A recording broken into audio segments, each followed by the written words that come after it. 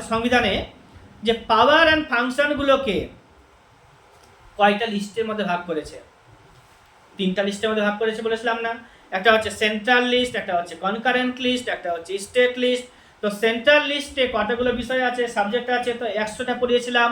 এবার হচ্ছে state list যেটা ছিল আগে 66টা, এখন হয়ে গেছে 61টা। তারপর হচ্ছে কনকারেন্ট লিস্ট, আগে ছিল 52টা, না আগে ছিল 47টা, এখন হয়ে গেছে 52টা। তো এগুলোর উপরে প্রশ্ন হয়।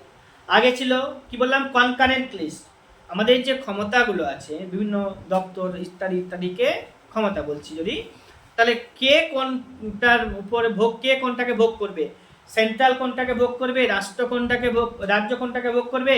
আর হচ্ছে কনকারেন্ট লিস্টে থাকবে 2 বা ততোধিক রাজ্য, অথবা তার সাথে যোগদান থাকবে রাষ্ট্রের যুগ্ম তালিকা। কনকারেন্ট লিস্ট হচ্ছে যুগ্ম তালিকা, আর হচ্ছে স্টেট লিস্ট হচ্ছে রাজ্যের বিষয়, রাজ্য তালিকা। সেন্ট্রাল লিস্ট হচ্ছে কেন্দ্রের বিষয়, কেন্দ্রীয় তালিকা। মনে রাখতে হবে এখান থেকে প্রশ্ন হয়েই যায়, বারবার হয়, ঠিক আছে? ওই জন্য যেটা কেন্দ্রীয় লিস্টের কথা বলছি, ওখানে 100টা বিষয় আছে প্রেজেন্ট, 100টি সাবজেক্ট আছে। আগে ছিল 97টা, কথা বললাম 97টা, এখন আছে 100টি। যদি বলি স্টেট লিস্টের কথা বলি, আগে ছিল 66টা, এখন হচ্ছে তোমার কত, 61টা। আগে ছিল কনকারেন্ট লিস্টে 47টা, 47টা, এখন হচ্ছে 52টা। ঠিক আছে, মনে রাখতে হবে।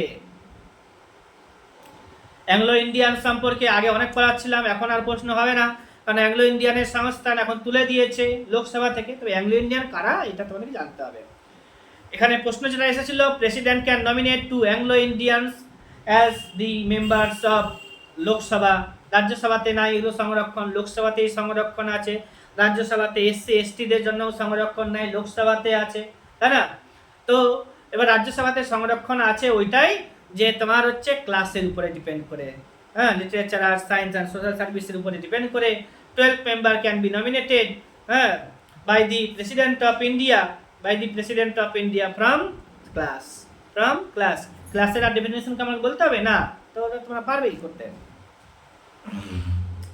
ওটা গেছে।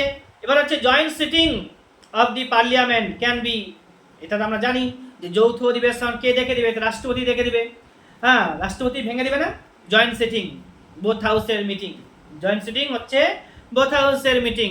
তো ওটা হচ্ছে তোমার কি, কে ডেকে